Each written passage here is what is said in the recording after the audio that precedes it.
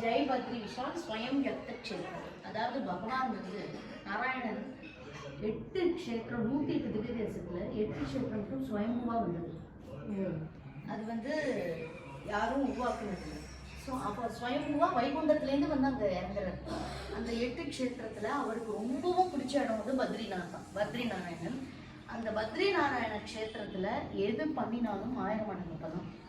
அதுதான் அதோட ஸ்பெஷாலிட்டி. அங்கே என்ன பண்ணுற பகவான் வந்து நரநாராயண ரூபம் எடுக்கணும். நரனாவும் இருக்கு, நாராயணனாவும் இருக்கு. அந்த கதை எப்படின்னாக்க மூர்த்திங்கிற இவரோட அவர் பேர் என்ன, பிரஜாபதி, தக்ஷ பிரஜாபதியோட பொண்ணு மூர்த்தியும் தர்மதேவருக்கும் அவ தபஸ் பண்றா.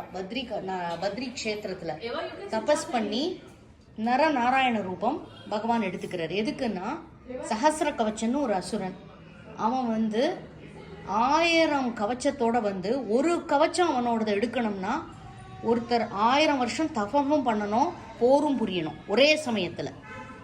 அப்போ ஒருத்தர் ஒன்று தவம் தான் பண்ண முடியும், இல்லைன்னா போர் தான் பண்ண முடியும். ரெண்டும் சேர்ந்து பண்ணணும்னா அதுக்காக பகவான் என்ன பண்றார், ஒரு நர ரூபத்துல போர் பண்ணிட்டு நாராயண ரூபத்துல தபஸ் பண்றார். அதனால அந்த பத்ரி நாராயணன் கோலம் பார்த்தாலே தபஸ் கோலம். தட்சிணாமூர்த்தி உட்காந்துட்டு இருக்கிற மாதிரி அப்படி உட்காந்துட்டு இருப்பார், மடங்கி காலை மடக்கி தபஸ் கோலத்துல பத்மாசனத்துல உட்காந்துட்டு இருக்காரு. அப்போ பகவான் வந்து நாராயணனா தபஸ் பண்ணும்போது மகாலட்சுமி வந்து இலந்த மரம், அதுதான் பத்ரிங்கிறது, இலந்த மரமா அங்க பகவானுக்கு நிழல் கொடுத்து சாமரம் வீசுறா. அவளோட அந்த பிரான்ச்சஸால அவ சாமரம் வீசுறனால அந்த க்ஷேத்திரம் பேரு பத்ரிகாசிரமம் அப்படின்னு பேர் வருது.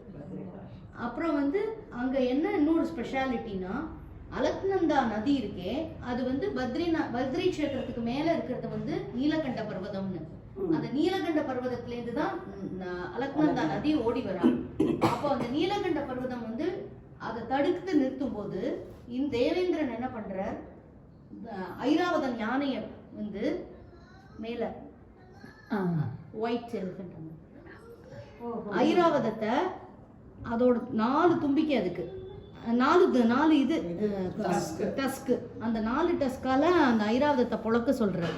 அப்போ அது நரபர்வதமும் நாராயண பர்வதமா 2ஆ உடஞ்சு விடுறது. நடுவுல அலக்நந்தாங்கிறது கேர்ள்ஸ், மகாவிஷ்ணுவோட சுருண்ட கேசம் மாதிரி சுருண்டு சுருண்டு சுருண்டு சுருண்டு வரலாம். ஸோ மேலேந்து அழகாபுரி பட்டணம், இவனோடது அழகாபுரிங்கிறது குபேரனோட பட்டணம். அது அங்கேருந்து அப்படியே ஒழிஞ்சு வரா.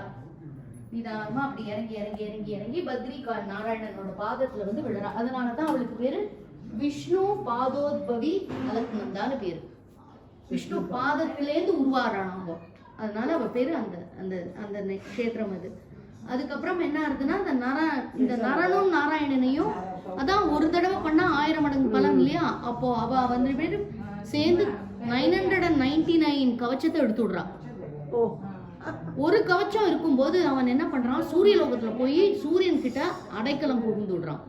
அப்போ பகவான் என்ன பண்றார், துவாபர யுகத்துல அவ நரநாராயணர்கள் வந்து கிருஷ்ணனும் அர்ஜுனனுமா பிறக்கிறா. அவன் வந்து கர்ணனா வந்து பிறக்கிறான் கவச்ச குண்டலத்தோட. அதுதான் அங்க வச்சிருக்கேன் பாருங்க, அந்த பாரத யுத்தம். அப்புறம் இந்த அலக்நந்தா நதியோட அதை தாண்டி வரும்போதுதான் அந்த இவர் இருக்காரு, வியாச மகரிஷி பாகவதம் இதெல்லாம் எழுதுறாரு பாருங்கோ. அதெல்லாம் இந்த சரஸ்வதி நதி தீரத்துலதான் எழுதுறார். அப்போ வியாசர் குகையில இருந்து, அங்க வியாச குகை இருக்கு. சோ அதனால சரஸ்வதி, வியாச குகை, வியாசர், பிள்ளையார் மகாபாரதம் எழுதுற இவர் சொல்ல சொல்ல அவர் எழுதுற அது. அப்புறம் வந்து இப்படியே நடந்துட்டு இருக்கும்போது என்ன ஆகுது, கலியுகத்துல புத்திஸ்ட் வந்து அதை ஆக்குபை பண்ணிட்டு விடுறான். அப்போ வந்து ஆதிசங்கரர் இந்து தர்மத்தை நிலைநாட்டணுங்கிறதுக்காக அவரோட ஒரு சிஷ்யரான பத்மபாதரை, அவர் வந்து நரசிம்ம பக்தர். இன்னொன்னு நரசிம்மமூர்த்தி இருந்தா எந்த ஈவிலையும் அவர் வந்து அழிச்சுடுவார், ஈவில். ஸோ அந்த துஷ்ட சக்தியெல்லாம் அழிக்கிறதுக்காக நரசிம்மரை பிரதிஷ்டை பண்ணி இந்த ஜோஷி மட், ஆதிசங்கரோட 4 கார்னர்ஸ் ஆஃப் பாரதத்துலேயும் 4 மடம் இருக்கு. நார்த்ல பத்ரி நாராயணன் கஷேத்திரத்துல ஜோஷி மட், கிழக்குல பூரி ஜெகநாத்தோட கோவில் கிட்ட இருக்கிறது வந்து கோவர்தன பீட்டம், மேற்குல துவாரகா பீட்டம், துவாரகால இருக்கிறது காளி பீட்டம், சவுத்துல ஸ்ருங்கேரி பீட்டம், சென்டர்ல காஞ்சி, அது வந்து சர்வ மூலாம்நாய சர்வஜ்ஞ பீட்டம். ஸோ உத்தராம்நாய சர்வஜ்ஞ பீட்டம் வந்து பத்ரி நாராயணன், பশ্চিமாம்நாய சர்வஜ்ஞ பீட்டம் வந்து காளி பீட்டம் இன் துவாரகா, பூர்வாம்நாய சர்வஜ்ஞ பீட்டம்ங்கிறது பூரி, தட்சிணாம்நாய சர்வஜ்ஞ பீட்டம்ங்கிறது ஸ்ருங்கேரி, மூலாம்நாய சர்வஜ்ஞ பீட்டம்ங்கிறது காஞ்சி. அங்க அவரே ஸ்தாபிதம் பண்றார். ஸோ இப்படி 4 பக்கமும் ஸ்தாபிதம் பண்ணி, அதுல என்ன பிலீஃப்னா அந்த நரசிம்மரோட கையை இறங்கிண்டே வரதான், இறங்க இறங்க இறங்க அந்த 2 பர்வதமும் ஒன்னா சேர்ந்து பத்ரி க்ஷேத்திரம் அந்த குழிக்குள்ள போயிடுமா கலி முடியறதுக்குள்ள.